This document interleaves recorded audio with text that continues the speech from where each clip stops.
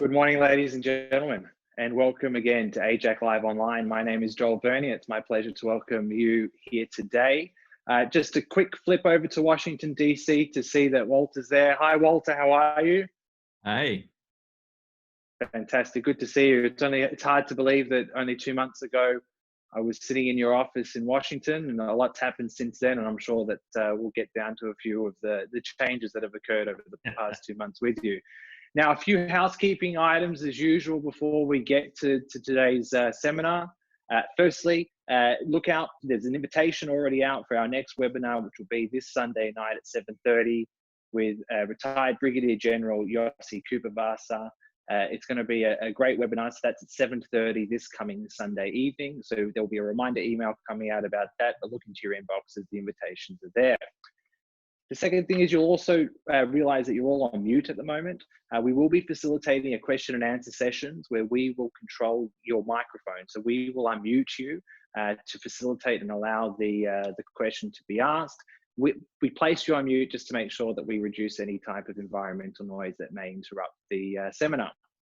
You will notice that the way that we facilitate the question and answers after Walter's presentation today will be using the raise hand feature inside Zoom. Now, to access this feature, you need to click the tab down the bottom of the Zoom program, which says participants. You can do this via your computer or your mobile device, including your iPad or your iPhone or whatever you are using. You click participants, and then you will see an option saying raise hand. That will silently give me a notification that you have your hand raised, and then I will call upon you during the question and answer session to ask Walter the question. Hopefully it works smoothly. If it doesn't, please put a comment down in the Zoom box there, and then I'll see that too, and hopefully we can facilitate it from there. Now that's all the housekeeping items. Now to our speaker today, Professor Walter Russell Mead. Walter is the Ravenel B. Curry III Distinguished Fellow in Strategy and Statesmanship at the Hudson Institute at Washington, D.C., and the James Clarke Chace Professor of Foreign Affairs and Humanities at Bard College. He also serves as a Global View columnist at the Wall Street Journal. From 1997 to 2010, Professor Mead was a fellow at the Council on Foreign Relations, serving as the Henry Kissinger Senior Fellow for U.S. Foreign Policy from 2003 until his departure. He has published 5 books, and his next book, titled The Ark of the Covenant, The United States, Israel, and the Fate of the Jewish People, is scheduled to be released next year in 2021, a book I'm sure many of you would find very interesting. The topic for today is who will lead the post-pandemic world? And before I hand over to Professor Mead, I'd like to hand over to Executive Director of AIJAC, Dr. Colin Rubenstein, to say a few words. Thanks very much, Joel. Welcome, Walter. Welcome, everybody, on behalf of AIJAC to this very distinguished occasion with our very influential and highly respected analyst and commentator and friend, Professor Walter Russell Mead. I met Walter many years ago in Jakarta. He has a great interest in this part of the world, and of course several times in Washington over the years. We were hoping he'd be here last month as AIJAC's guest in Australia. That didn't happen for obvious reasons, but we're looking forward in the aftermath that Walter will be here sooner rather than later. But today we've got him. Walter, thank you very much for honouring us with your presentation today and addressing a very broad topic on everybody's mind, or many people's mind anyway, and that is, will a new international order emerge after this pandemic, maybe dominated by dictators, Islamist revolutionaries, and others, or not? Is the US in retreat, in decline, or not? So tell us, Walter, who will lead the post-pandemic world? And we'll be following your words very eagerly. And as Joel said, there'll be opportunity for follow-up Q&A. Walter, the screen is yours. Thank you. All right. Well, thanks. It's great to be here even virtually. And my office is now as hard to get to as Australia because we're all completely locked down here in Washington. But it's good every now and then to talk to somebody who doesn't live with you or isn't in your apartment building. So hi to all these new faces. It's great. Who will lead the world after the pandemic? Well, obviously Australia and New Zealand are posed. Both countries have had a terrific response to the pandemic.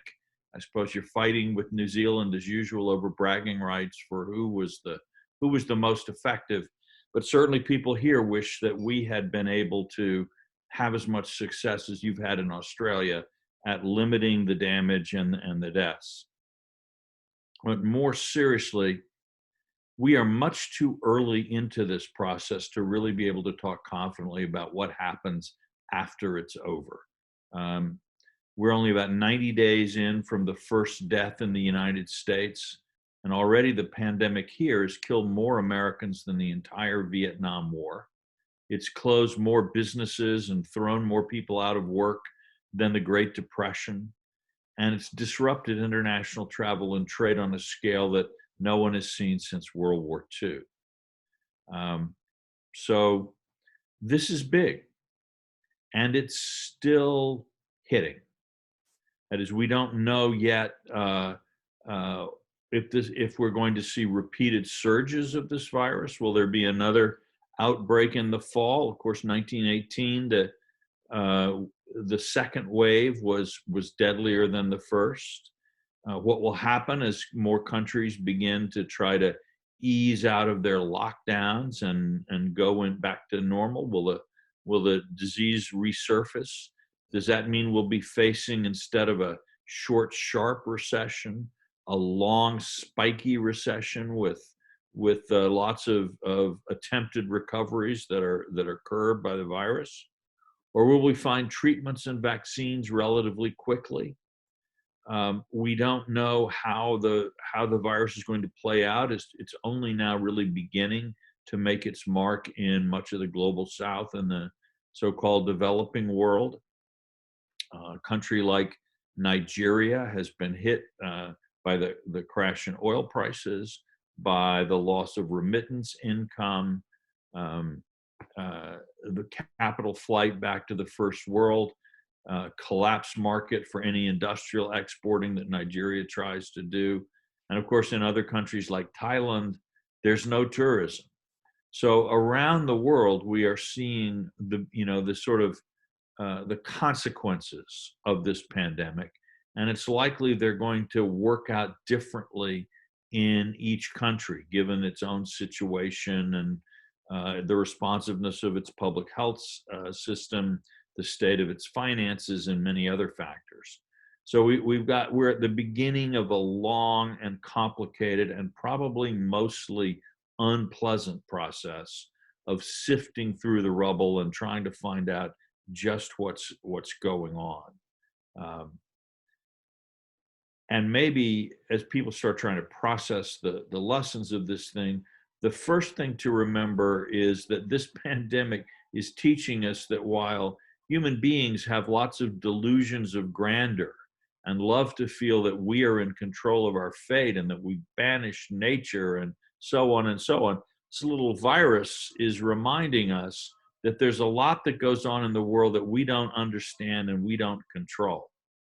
And we are in this human civilization that had thought of itself as our only dangers come from within. We could start wars, we could cause climate change, but we weren't worried that something from outside our technology, outside our industrial economic development would sort of come along and knock us down like bowling pins in the bowling alley. But that's exactly what has happened. That psychological change will change the way I think particularly young people living through this think about the place of human beings in this world, think about where history is going, how this will work out culturally. It's hard to say, but this is going to be a factor everywhere. It's going to reduce our confidence in expertise. It's going to reduce our confidence that the people in charge know what's best. We've all watched scientists, economists, politicians try to wrestle with this thing. And it's clear that we had so little information at the beginning, and information is still coming in, and we're having to make decision after decision in the absence of the kind of knowledge and expertise that you would really ideally like to have. And so our expert classes have been caught short a little bit. And I think that will have an impact globally.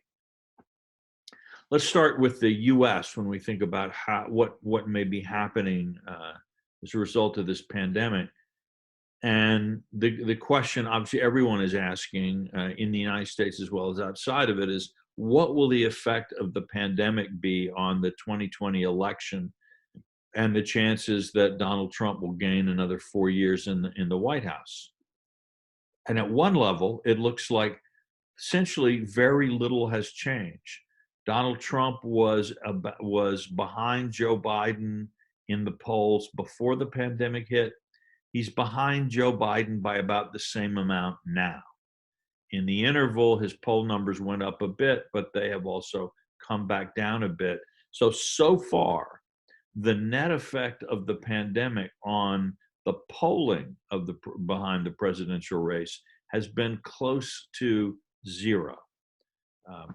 And that is, on the one hand, people are saying, well, gee, that's pretty bad that Trump couldn't get a bigger political boost. It should be a rally around the flag effect here. But on the other hand, it's also interesting that with the biggest economic collapse since World War II, a presidential presence and decisions that haven't always looked inspired or inspiring on TV, hideous death toll. With all of this, the president's poll ratings have really not gone significantly down. So that reinforces this idea that what we're looking at in 2020 is a contest between a president who has a high floor but maybe a low ceiling, and an opposition party that needs not only to get a greater number of popular votes — Hillary Clinton got more popular votes than Donald Trump — but needs to carry certain battleground states where the Electoral College gives Trump a chance to actually regain a second term in the White House, even as he loses the popular vote.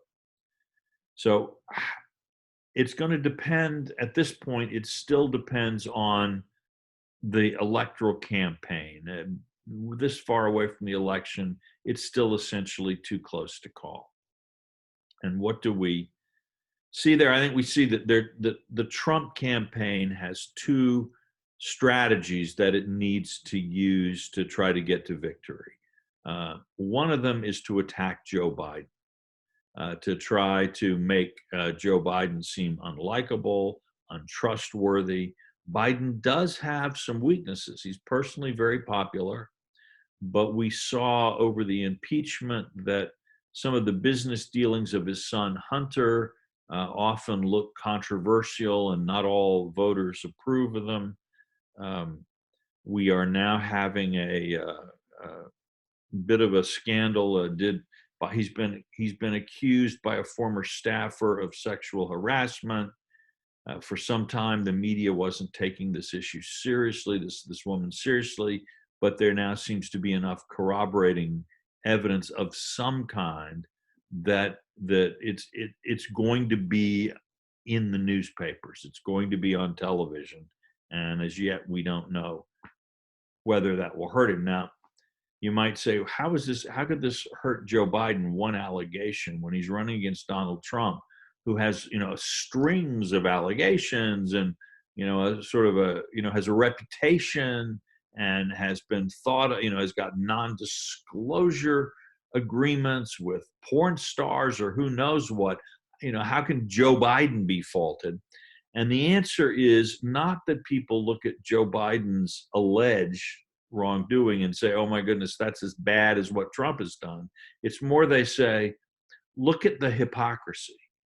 Look at how the Democrats are always talking about, oh, we're the party of treating women right. And Biden himself has argued that all women should be believed when there are allegations of this kind.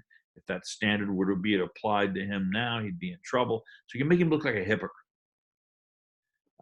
And so you have this set of issues that he can work, he can try to chip away at Biden's popularity, much the way he did with Hillary Clinton in 2016. Beyond that, China. The sort of issue that the Trump campaign is likely to try to focus people's attention on is China. Trump is a populist.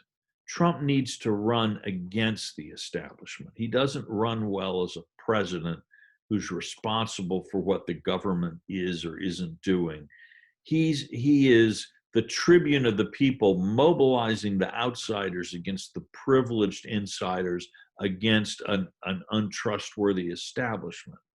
The China issue, besides helping to deflect any criticism about the coronavirus response, the China issue is an excellent case for establishment stupidity.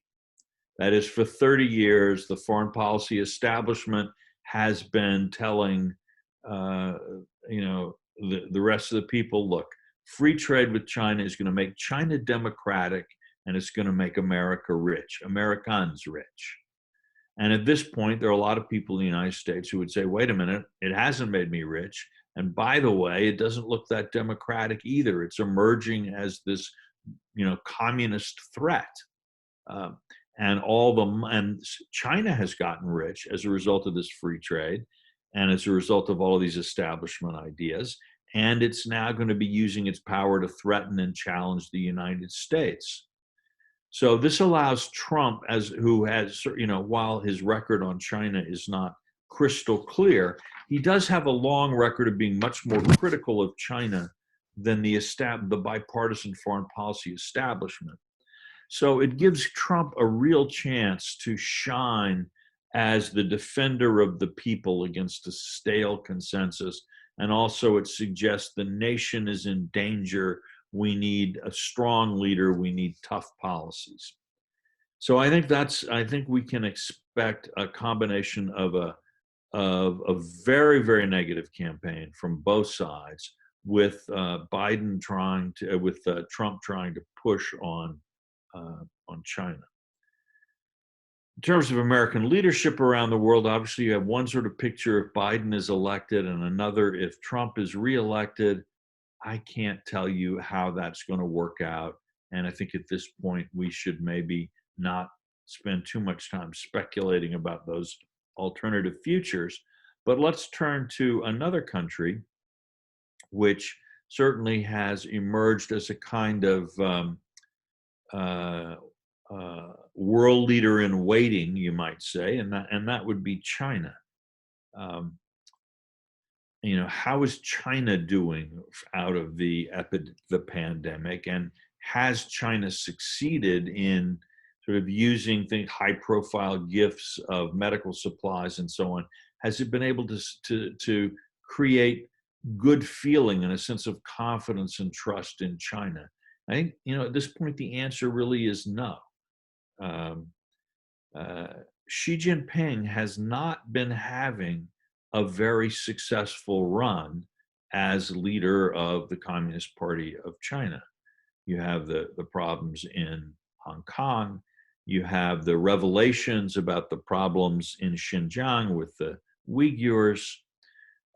You have all of the sort of internal dissension over the pandemic and what was clearly a very, very poor early response by China, both internally in terms of managing the outbreak and externally in terms of telling the simple truth about what was happening in ways that really have left people all over the world in many different countries feeling that while it may not be China's fault that the virus emerged, viruses emerge in lots of places, it is China's fault that the virus was first allowed to spread. It's the fault of corrupt local officials in Wuhan, perhaps, a clumsy national response, and then certainly China withholding information from the world in critical weeks was a very, very serious abuse of trust. So I think we have actually seen so far that the pandemic has, globally speaking, reduced confidence in China. I think there are going to be some more issues along the way that may exacerbate that. One will be the question of debt relief for debt held by China, at least by developing countries, debt of developing countries. So far, it looks as if the Paris Club, World Bank, IMF are set to offer more favorable terms on debt relief than China on some of its bilateral aid.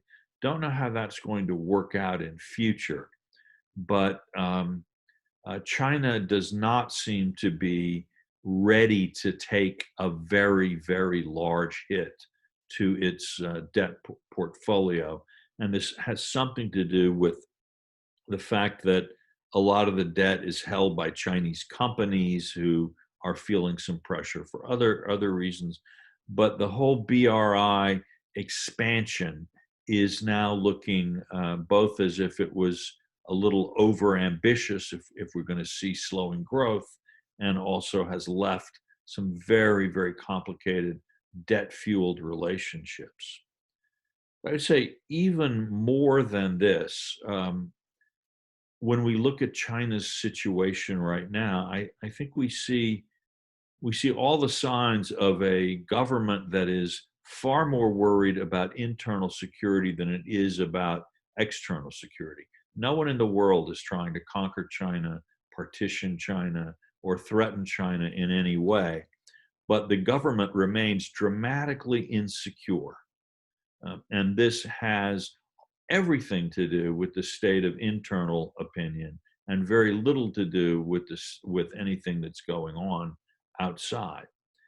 And the reasons for this sense of tension and worry, and I won't go into them in detail, but I think it is worth noting that the problem of slowing growth in China is structural.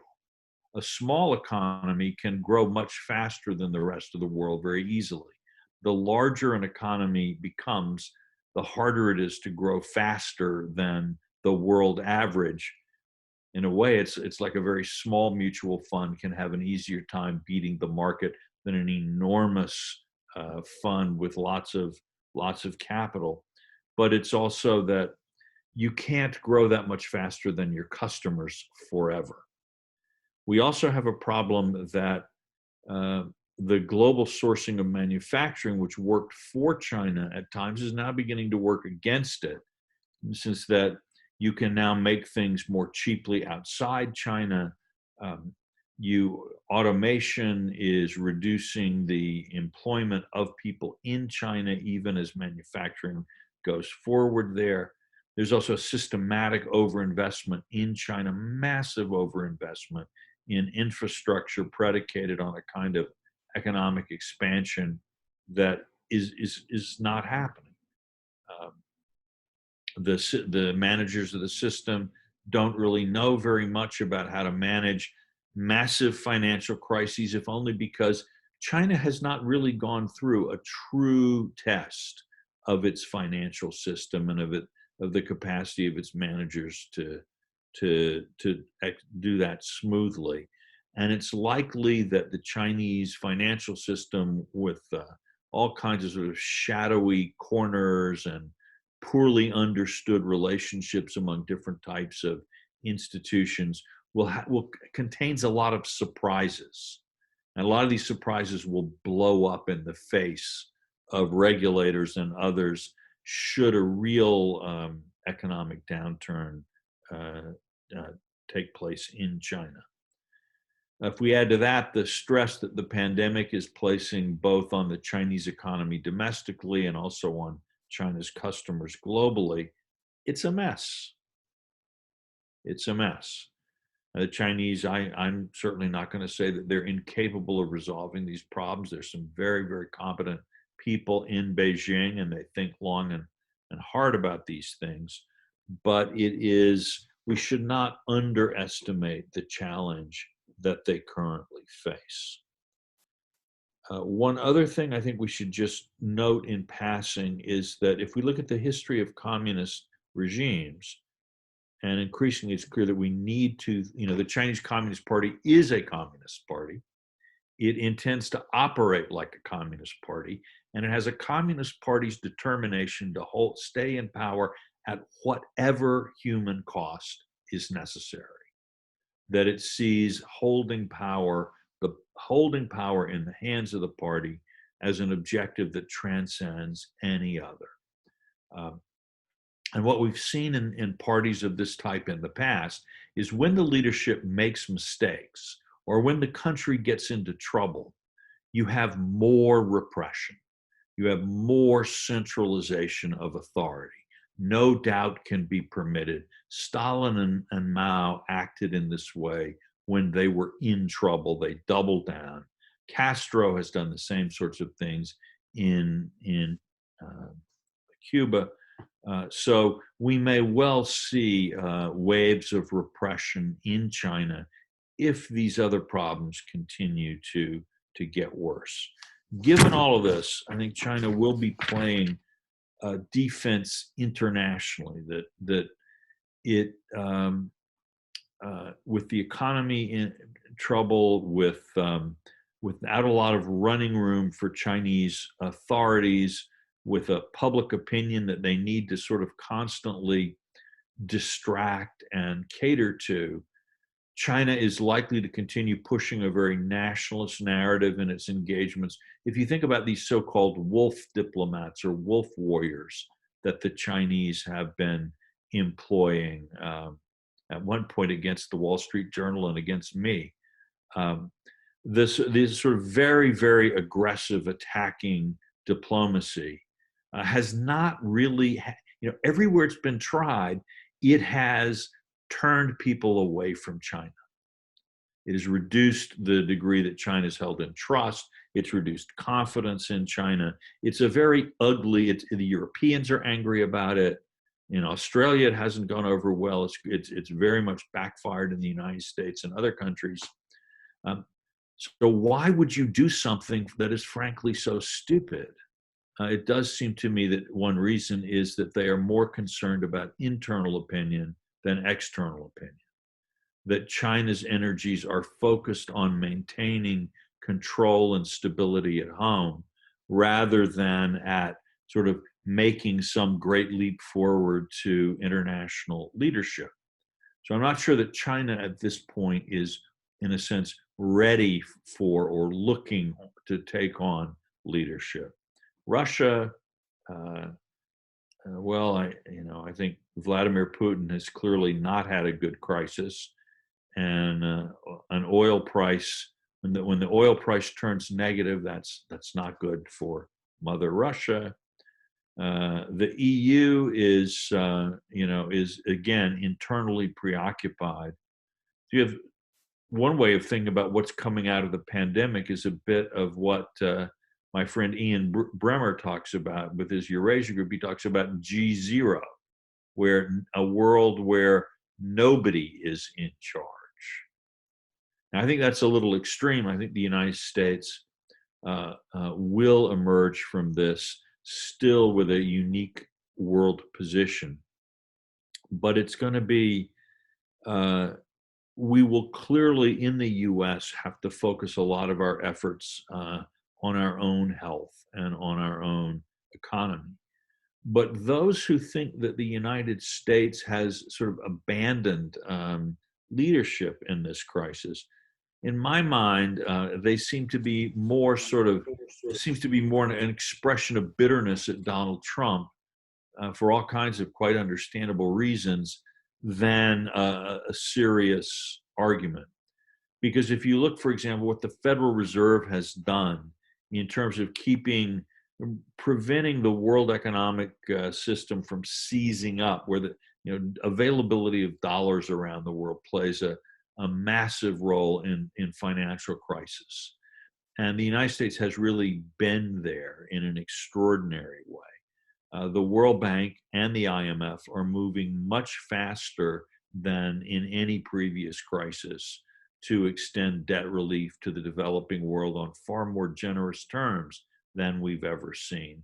So I think that, and if we look at the economic stimulus that the Congress is passing, again, we see just a tremendous determination to get the economy back on its feet.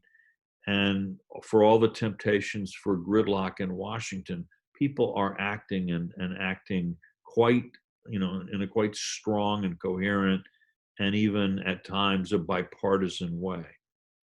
So I think we're going to see a difficult world, a complicated world, but I think when the storm clouds pass, what we will see is something not that different in terms of the structure of international politics than what we saw before, which is that the United States is a kind of, reluctant and somewhat unsatisfactory hegemon, but will continue to play more or less this unique global role that is played for a very long time.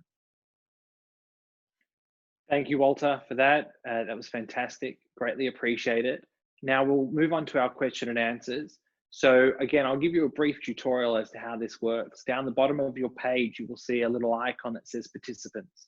If you click on that, you will see a list of the participants that are on the Zoom call, and you'll see down the bottom where it says raise hand. There we go. So people are using it now. So place your hands up, raise your hand, and then I'll be able to call upon you. Just wait 1 second for then Ariel to switch on your microphone. You'll be freely, then you'll see yourself on the screen. You'll be able to ask Walter the question, and then we'll go from there. I'm going to hand off the first question to Federal Member of Parliament, Andrew Wallace. Thanks very much. What point do you see, or what are the likelihood of a conflict arising as a result of, in relation to Taiwan, with the US and China? Walter? Well, I think, if China thought that it had a real option to conquer Taiwan, that could come very, the crisis could come very quickly. But it, from what I can see, the balance of forces at the moment still really does not make that a very good bet. And, for a Chinese government to try to take Taiwan and fail would be a humiliation so great that it would be like the Argentine generals and the Falklands Malvinas. It would be worse. It would be a total unimaginable disgrace. So I would think that prospect keeps a certain caution there. But it's something that everyone has to think about quite carefully.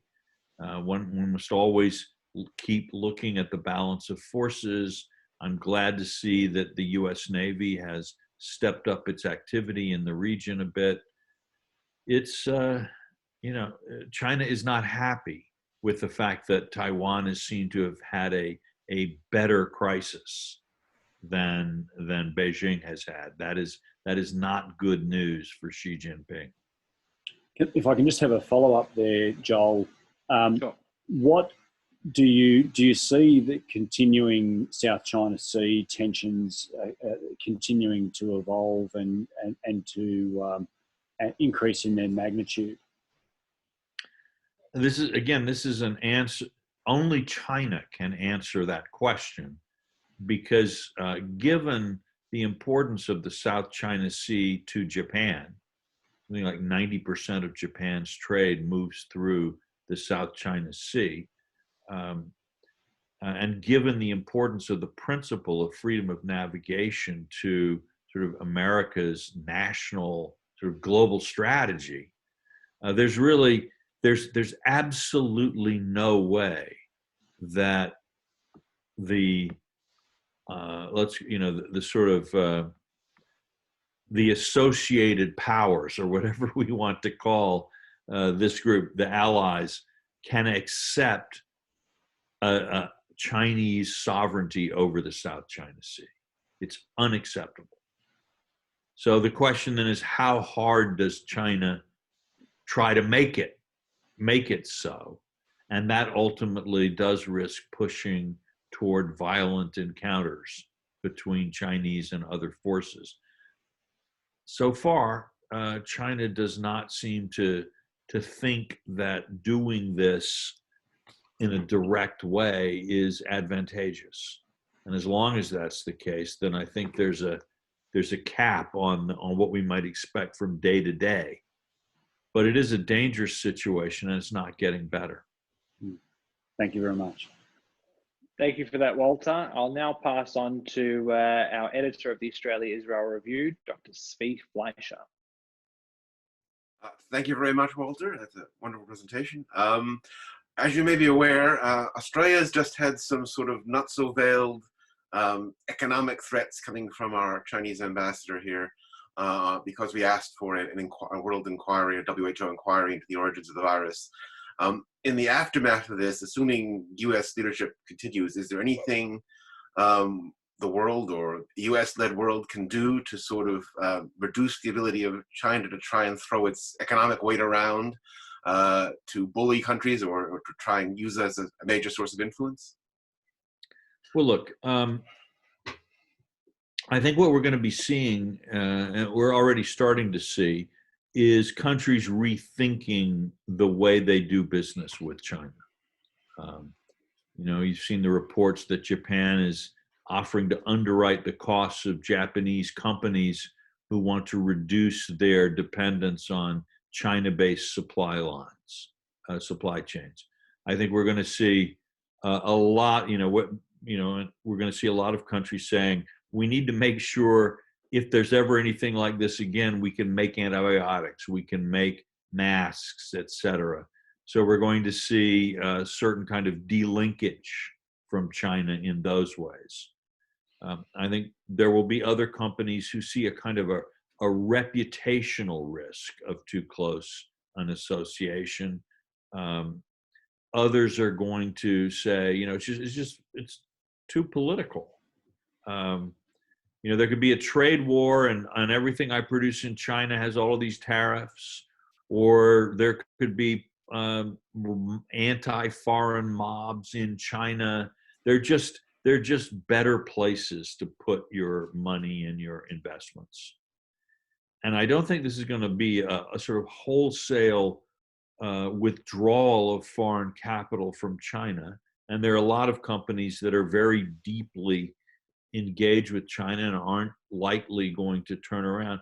But I think what we'll see is that people will think more about investing in places other than China. So as that happens, I think China, you know, rather than feeling that it's in a position to bully and threaten the rest of the world, is going to actually feel some pressure itself, and will need to think a little harder about, you know, how do I attract investment? There's a great, I don't know if you guys know the American musical Annie Oakley, but there's a great song in there. You can't get a man with a gun. You know, you can't get an investment with a wolf diplomat. And to the degree that China wants these close economic relationships with other countries, it has to rethink the path that it's on. So Thank you for that, yes, Walter. Oh, sorry. I'll just quickly say, yes, you know, I expect some bullying and so on from China. Again, people who've been bullied by China tend to say there are two things that happen to you. One is if you give in, you know, hoping for peace, you get peace then, but you're on the list of people who can be bullied. And so there will be more bullying in your future. But people who stand up to them, and this is what I think a lot of people around the world see in Australia, people who simply refuse to be intimidated and, you know, and simply stick to their own position and don't do it in a, you know, provocative, crazy manner, but simply in a realistic, business-like, purposeful way, stick to their positions. China perceives the bullying is not very useful as a tactic and moves on. Thank you, Walter. I'll now, we'll keep the questions brief because we've got a few people to come and hopefully we can fit it in within the 60 minutes. So I'll hand over to former photojournalist at SBS, Marcus Rubenstein. We're rolling.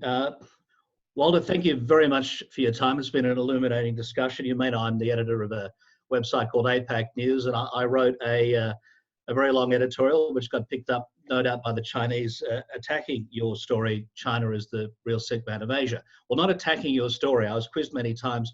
It was a very good, very balanced, very well written opinion piece. I thought the headline was unnecessarily inflammatory, and I thought that was far more a reflection on Murdoch media than you.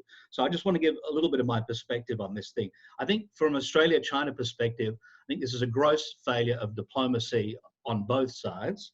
Look, I don't want to, single people out, but I think from a government perspective, there's an obsession on the strategic relationship with China, where there's an economic relationship. I think Japan is probably a good example of a country which has strategic and deep-seated historical differences with China. But Marcus, sorry to interject. If I can push you to that question, that would be fantastic. Cool. Thanks. All right. Yeah. Sorry.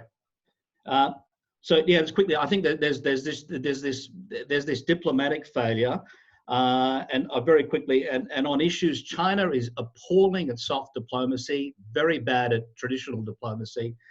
And I'm regarded as an advocate for China, and I am an advocate for China as a state and the Chinese people. Here's the problem. I agree overwhelmingly with everything you said, overwhelmingly.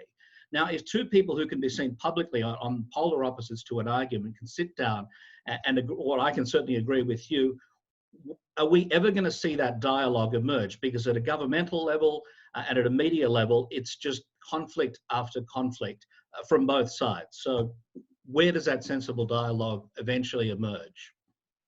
Well, I think right now you have a problem that in a lot, with the virus going on, and a lot of countries entirely concerned about dealing with it, most political leaders around the world are thinking about trying to shore up their position at home, Xi Jinping very, very much included in that. And so diplomacy right now in general is not targeted at other countries, but it is targeted at domestic audiences, and that's just a fact of life. I do think that beginning in about 2008, China decided, with that financial crisis, China decided that it was tired of the peaceful rise Deng Xiaoping approach and was ready to take on a more confrontational approach to the rest of the world. I think that was a mistake, and that the results for China have been terrible and continue to be. But this is frustrating for Chinese public opinion because they're constantly being told by the government, and to some degree it's true, China's getting richer, we're going to be more respected. Well, then how come Taiwan isn't returning? How come Japan is actually still in its alliance with the United States? And how come a hawk like Abe is there? Why is Australia not treating us with more respect? In other words, the image that the Chinese leadership is projecting to the Chinese people is not being is not reflected by the way people outside China and outside the control of the government are responding. And that creates a big problem for the Chinese government. Now, can or will the government say, well, we need to maybe soften our approach to the rest of the world, and see if we can't find a way to reintegrate a bit better? Or do they feel that the sort of domestic loss of face in doing that would be so great that they can't afford the change? Now, to some degree, I think that's just a question the rest of us have to wait for Xi Jinping and the people around him to think through. And they probably can't do it right now with in the middle of the economic fallout and the continuing worries of the virus. But it is it's difficult, and leaders in other countries have to respond. I mean, you think about the way China sort of steps into the middle of the European Union's sorest point to try to sort of contribute to Italy's alienation from Germany. at a moment of terrible EU crisis. Now, China has no ability really to help Italy. It's not going to pay Italy's debt. It's not going to really, it can't replace Germany and Northern Europe as the economic mainstay of Spain and Portugal. It has nothing, what I'm saying is it has no constructive agenda there, but it felt the need to meddle. And the result of that in terms of blowback from Europe is astonishing. So it's, there really needs to be, I think, in a sense, China needs to adjust to it's looked at in different ways now. I love China. I love the Chinese people. I love Chinese culture. Chinese food, Chinese art. I've had terrific Chinese students, wonderful exchanges with Chinese scholars. But it does seem that after a period of time in which China was becoming more open to the world and more engaged and more approachable, political decisions inside China took a different course. And I think that needs to change. Thank you, Walter. I'll now hand over to Senior Policy Analyst at AIJAC, Aaron Shapiro. Hello, Walter. Thanks for taking my question. It's about Iran. As you know, Iran and U.S. tensions remain in the headlines, with Trump threatening to sink Iranian Navy ships and the recent Iranian satellite launch. What's Trump's overall strategy on Iran, especially in these days of the pandemic? Has it been affected, and is it changing? But generally, do you think the strategy will work? Also, what can Australia and other countries be doing right now? Well, I think the strategy is to continue putting pressure on Iran and that so that the regime has a harder and harder time in pursuing its ambitious regional foreign policy while providing for the economic needs of the Iranian people. And it comes down to the sense of people in the Trump administration that the problem with the JCPOA was less that there was a deal with Iran, but that the terms of the JCPOA were not strong enough, and in particular left Iran's regional behavior essentially off the table. And for not only for the United States, but for many countries in the region, and not just Israel, but many Arab countries, Iran's policies and regional expansion was actually a bigger issue than the nuclear issue. So what I think we can see at bottom is the Trump administration trying to create incentives and create a framework where either this Iranian government or successor government would be willing to enter an actual comprehensive approach where they stop trying to rule Iraq, stop trying to rule Syria, stop trying to hold Lebanon, expand in Yemen, et cetera, but some kind of regional detente connected also to a nuclear weapons settlement. Now that, it's clear that the Iranians don't want to do that, but it's also clear that the economics of their situation are getting worse and worse. I think at the moment, the Iranian strategy is to wait in November in hopes that Trump will not be reelected.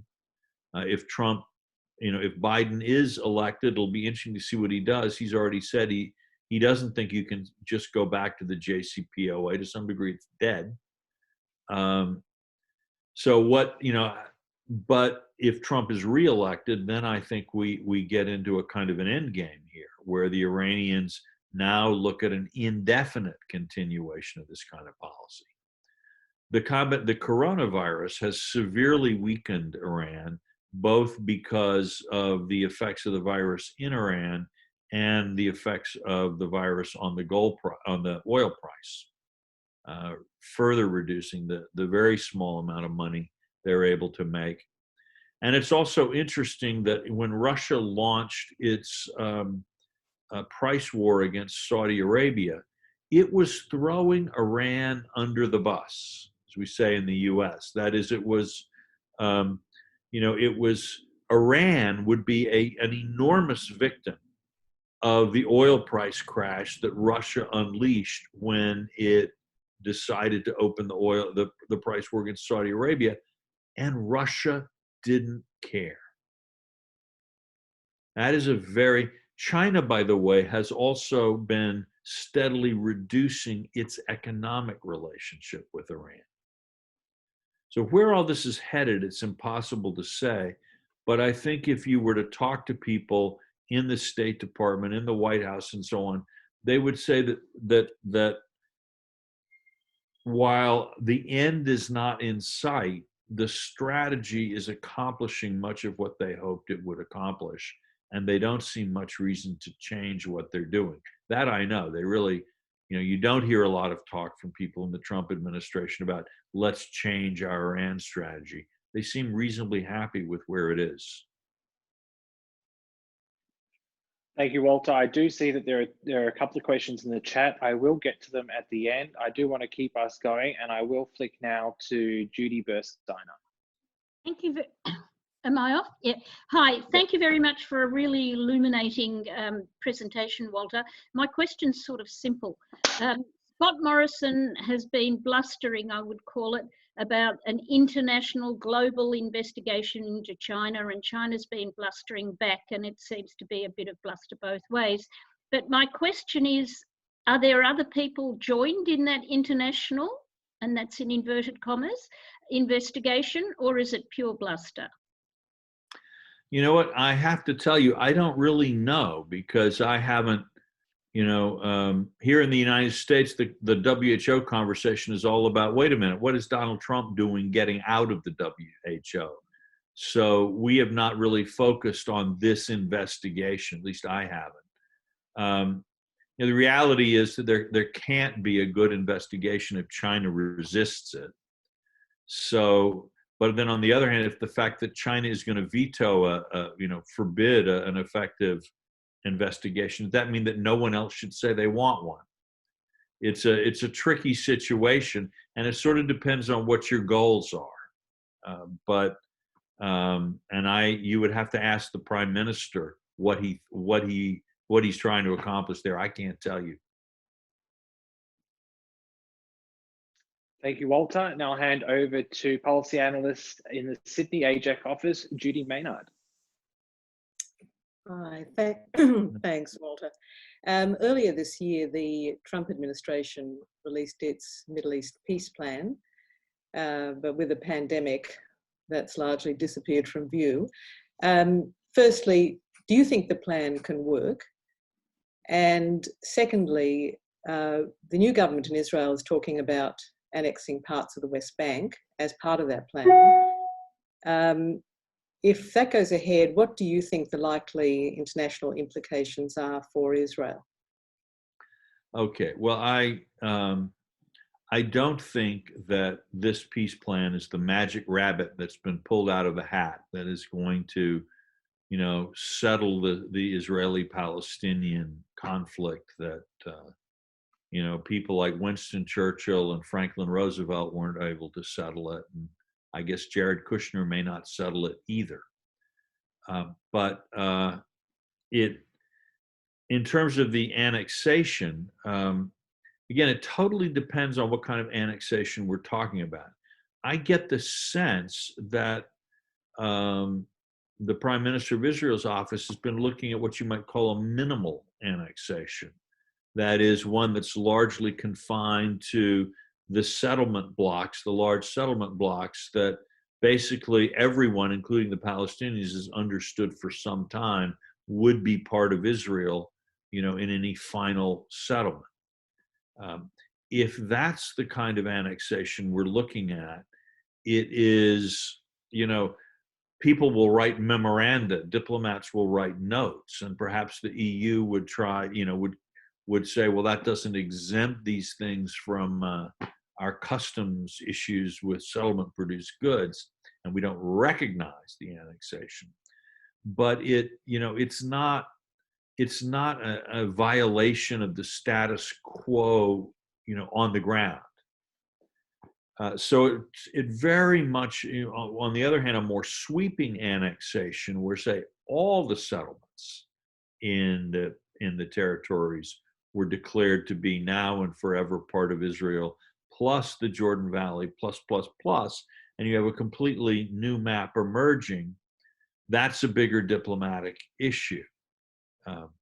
It remains the case that the Arabs are much more interested in Israel's value as an ally against Iran now and possibly Turkey later than they are concerned about the Palestinians. But that doesn't mean that they're entirely indifferent to that Palestinians, and it certainly doesn't mean that they can accept certain kinds of affronts. So, excuse me.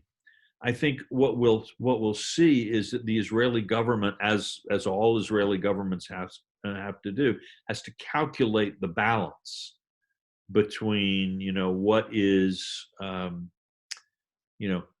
is it how much does Israel want to risk the wrath of the international community versus how much does it want to accomplish something in terms of redrawing the map.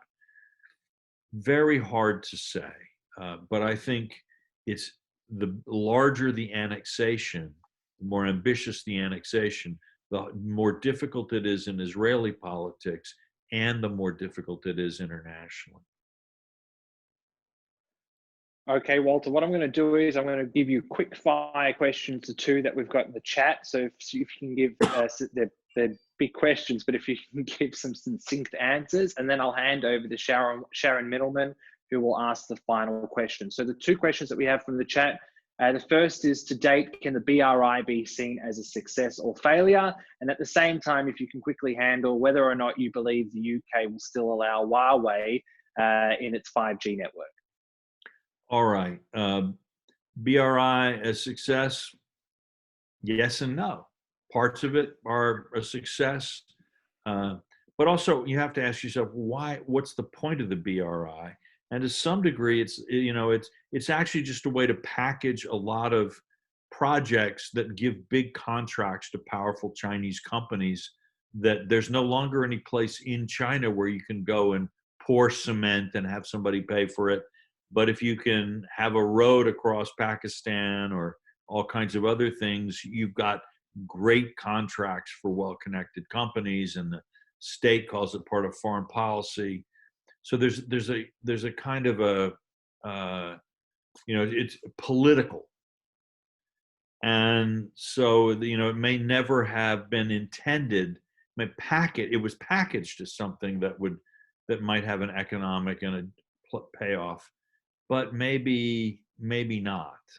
So you could say it may not change the world yet as much as some hoped and others feared, but it may bring smiles of quiet satisfaction to the people who are able to count the amount of money that they've made through the contracts associated with the BRI.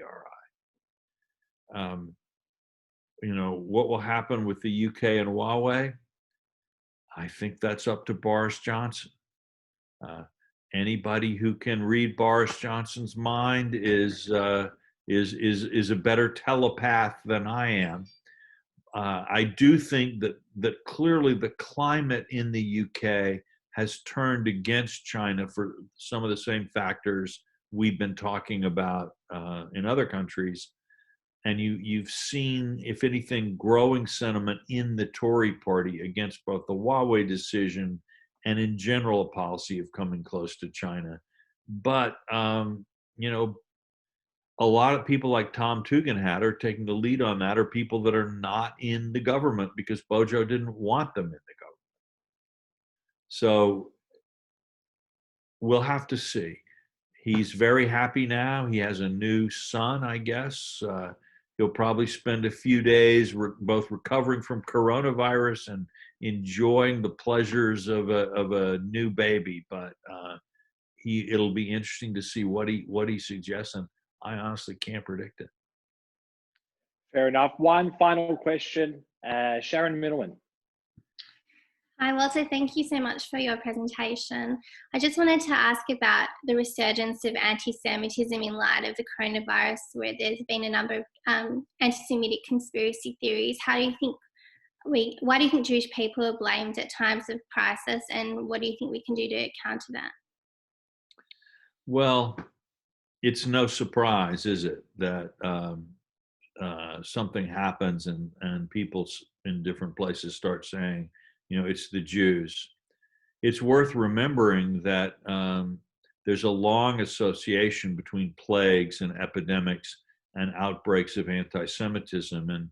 And some of the worst outbreaks in European history occurred around the time of the Black Death, where Jews were blamed by some for poisoning wells, for spreading the infection, whatever.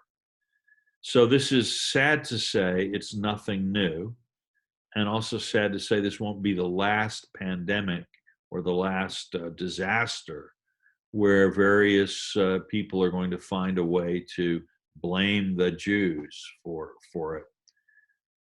What can you do about it? Well, I think one thing is you should have a strong national state for the Jewish people that can defend itself and can act effectively as an advocate for Jews around the world. You know, one of the big differences between now and past centuries is not that anti-Semitism has gone away, but that there is a Jewish state, and that this Jewish state, you know, can make its weight felt in world affairs and can really take a courageous lead. And of course, Jews also know that in worst case, there's a place they can go. So there's that. There's obviously the continuing efforts of education, of reaching each new generation with a message of tolerance and understanding, trying to help people see Jews not as some sort of strange abstraction, but as your neighbors, your friends, your teacher, your grocer. That's I think part of it. It is interesting that many of the people who are the most committed anti-Semites these days have actually very little connection with or knowledge of Jews. But Jews are not the cause of anti-Semitism. I think this is something that we need to remember, especially now when anti-Semitism seems to be surging in many places around the world. The causes of this lie outside the Jewish community. To some degree, the solutions lie outside the Jewish community. Thank you, Walter, so much for your time. I really appreciate you staying awake late on your Wednesday evening in Washington. It's fantastic that you were able to speak with us today, and I thank you so much for your time. Ladies and gentlemen, that's it for us today. Please look out for the invitation to Brigadier General Yossi Kuperwasser, who will be on our screens at 7:30 on Sunday evening. And my hope is that Walter will be able to reach our shores in early November. To keep a lookout on that. Obviously, if that happens, is beyond our control at the moment, but we'll keep in touch. Thank you again, Walter. Ladies and gentlemen, stay healthy, and we'll see you on Sunday evening.